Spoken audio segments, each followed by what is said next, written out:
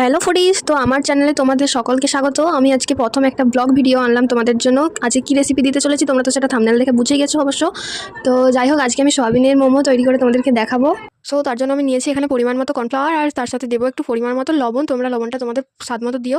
আর এখানে আমি জল দিয়ে ভালোভাবে মেখে নেবো এটাকে। তো এতদিন আমি শর্ট ভিডিও আপলোড করতাম, তো তোমাদের জন্য এই প্রথম একটা ব্লগ ভিডিও আনলাম। যদি কোনো ভুল হয়ে থাকে তো আমাকে অবশ্যই কমেন্টে জানিও, চেষ্টা করবো পরের ভিডিওগুলো ভালো দেওয়ার। চলো এবার একটা করে এখান থেকে ডেলিগুলো কেটে নেবো। ছোটো ছোটো আকারে লুচি শেপ দিয়ে দিচ্ছি আমি। আর এদিকে আমি সয়াবিনটাকে ভিজিয়ে রাখবো কিছুক্ষণ, 10 মিনিট মতো ভিজিয়ে রাখবো।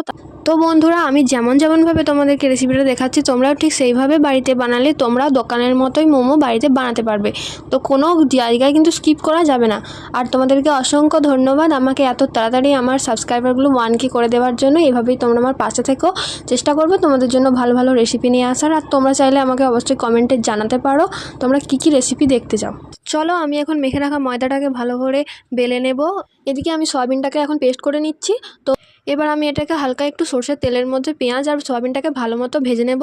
সাথে দেবো একটু লবণ আর পরিমাণ মতো লঙ্কা গুঁড়ো। তোমরা চাইলে এখানে কাঁচা লঙ্কা ইউজ করতে পারো, আমরা ঝালটা অতটা খাই না, তাই আমরা গুঁড়ো লঙ্কা দিয়েই করছি। ভেজে নেবার পর আমরা এখন এটাকে ভালোভাবে ডিজাইনটা করে নেবো, মোমোর ডিজাইন। তো আমরা কিন্তু বেশ ভালোই মোটামুটি মোমোর ডিজাইন করতে পারি।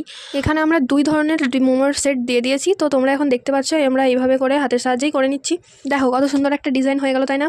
আর এই ডিজাইনটাই সবথেকে ইজি আমার মনে হয়। এবার মেন যেটা, আমার কাছে কোনো মোমো স্টিম করার কোনো পাত্র থাকেনি, তো সেই কারণে আমি এখানে দেখো পিঠে করা একটা জামবাটি নিয়ে নিয়েছি।